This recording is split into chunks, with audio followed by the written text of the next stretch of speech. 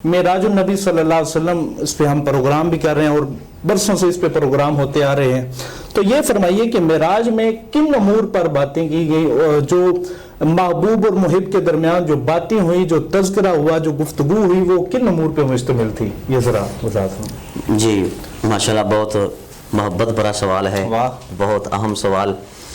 तो मेराज, इसको अगर मुलाकात मोहब्बत का नाम भी दे दिया जाए तो ये भी बेजा नहीं होगा। वाह वाह। मेराज मुलाकात मोहब्बत की है।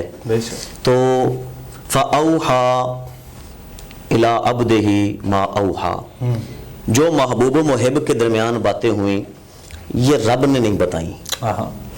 ठीक। जो राज़ो न्याज की बातें अगर बतलानी ही होती तो फिर उनको इस कदर राज के साथ रात के वक्त महबूब को बुलाना और उनको राज रखना, इस चीज की हरगिज़ जरूरत न थी। लेकिन उसमें हमारी भलाई के लिए अल्लाह अकबर। तो वो चीजें जिनको महबूब अलैहिस्सलाम ने हम पे आश्कार किया है, अगर उन चीजों का जिक्र किया जाए तो यकीनन उसके लिए काफी वक्त दरकार है। मैं एक बात रहनुमाई के लिए करता चला जाता हूँ। एक दफा का ऐसे जिक्र है कि महबूब अलैहिस्सलाम की तबीयत मुबारक बड़ी खुश थी। उम्मुल मोमिनीन सैयदा आयशा सिद्दीक़ा रज़ियल्लाहु ताला अन्हा आपसे फरमाते हैं, आयशा आज मांगो क्या मांगती हो, मेरे महबूब का दरिया अता जोश पे है। तो हजरत उम्मुल मोमिनीन सैयदा आयशा सिद्दीक़ा रज़ियल्लाहु ताला अन्हा अर्ज़ करती हैं, हुजूर इजाज़त हो तो मैं अपने अब्बा हुजूर से मशवरा कर लूँ। मेरे महबूब ने फरमाया, आयशा मशवरे की इजाज़त है।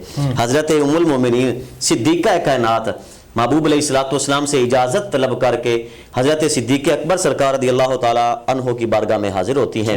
जाके अर्ज़ करती हैं, अब्बा हुजूर महबूब अलैहिस्सलाम का दरिया अता और दरिया रहमत जोश पे है। मेरे महबूब ने फरमाया, आयशा आज जो मांगना चाहती हो मांग लो, मैं देने के लिए तैयार हूँ। तो मशवरे की इजाज़त के साथ हाजिर हुई हूँ, मशवरा अता फरमाइए। आप महबूब की तबीयत को अच्छी तरीके से जानते हैं, आपसे बढ़ के महबूब मोहम्मद मुस्तफ़ा को समझा कोई नहीं है। सुभान अल्लाह। तो महबूब से क्या चीज़ मांगी जाए, मुझे कुछ मशवरा दीजिए।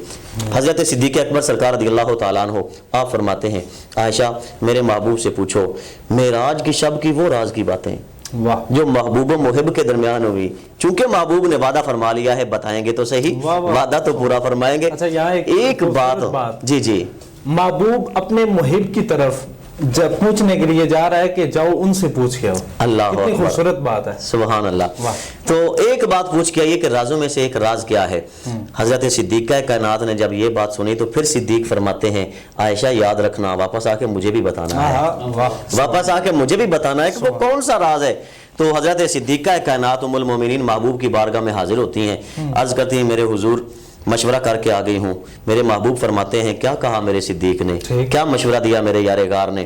तो महबूब अलैहिस्सलाम ने जब ये सवाल किया तो सिद्दीक़ा कायनात आप अर्ज करती हैं, मेरे महबूब वो राज की बातें जो अल्लाह से हुई, मेराज की शब, उनमें से एक राज की जो बात है वो आप बतला दीजिए, मुझे वो चाहिए। मेरे महबूब तबस्सुम फरमाने लग गए, मुझे सिद्दीक से यही उम्मीद थी, यही वादा भी किया हुआ था और मोहब्बतों का सिलसिला भी जारी था।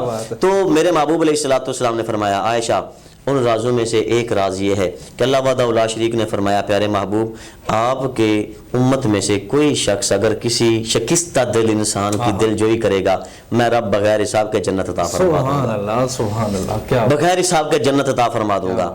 हजरत आयशा सिद्दीक़ा महबूब के महबूब की बारगाह में हाजिर होती हैं, अपने अब्बा जान की बारगाह में हाजिर हुई।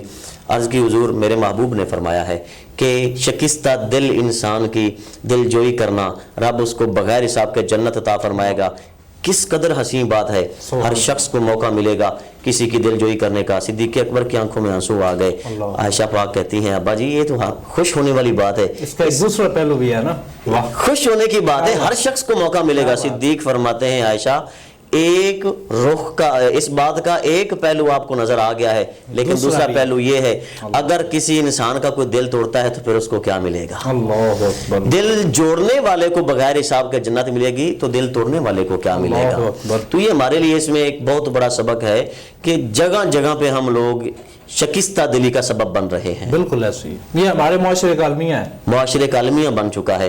تو ہمیں یہ خیال کرنا چاہیے، اور بالخصوص یہ بات ہمارے علم میں ہونی چاہیے کہ وہ کسی شاعر نے بھی کیا اس پہ خوب کہا ہے کہ مسجد ڈھا دے مندر ڈھا دے، جو کچھ ڈھیندا ڈھا دے، ایک بندے دا دل نہ ڈھاویں، رب دلاں وچ رہندا. اللہ اکبر، جناب کیا بات ہے، بہت خوبصورت آپ گفتگو فرما رہے تھے. اور یہ آپ نے جو آخر میں بات کی ہے نا دل توڑنے والی، یہ اتنا نازک معاملہ ہے کہ ہمارے دائیں بائیں ہمیں نہیں معلوم کون رو رہا ہے، کون یتیم ہے، کون مسکین ہے، کس کا گھر ٹوٹا ہوا ہے، کس کا دل ٹوٹا ہوا ہے، کون اپنے حالات سے مجبور ہے. بس ہم اپنے گھر کی چار دیواری کے اندر اپنے معاملات میں مصروف ہیں، ہمیں نہیں خبر کہ کون رو رہا ہے، کون جیتا ہے، کون مرتا ہے.